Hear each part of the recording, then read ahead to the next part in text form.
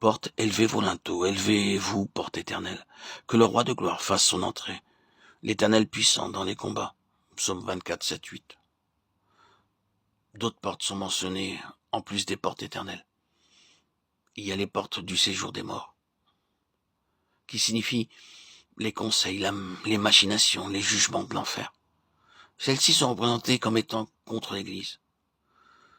Il est dit qu'à cause de l'union céleste avec lui et en lui, qui a traversé triomphalement les portes éternelles, ces autres portes ne prévaudront pas, parce que sa souveraineté est dans l'Église et l'Église est dans sa souveraineté.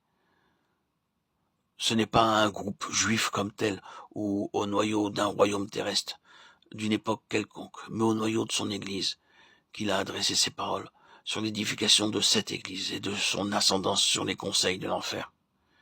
Et moi je te dis que tu es Pierre, et que sur ce roc je bâtirai mon Église, et que les portes du séjour des morts ne prévaudront point contre elle.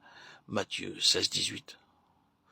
À eux en tant que tels, il a dit aussi, voici, je vous ai donné le pouvoir sur toute la puissance de l'ennemi. Luc 10, 19.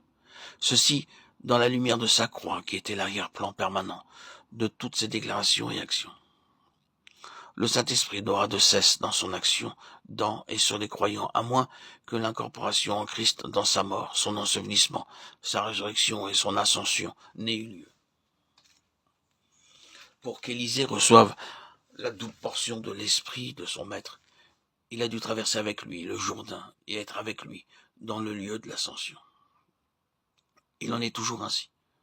Le Saint-Esprit sert de médiateur de la souveraineté de la tête au corps et à travers le corps, et pour cet attachement à la tête, l'union céleste est essentielle. L'Église est un corps céleste et non une société, une institution ou une organisation terrestre. Les systèmes ecclésiastiques de ce monde, qui se nomment eux-mêmes l'Église et les églises, sont trop souvent une caricature grotesque. Il n'y a pas de secte, de dénomination, de branche de l'Église avec Dieu. Il n'existe qu'une seule Église dans la pensée et l'intérêt de Dieu. C'est l'Église des premiers-nés.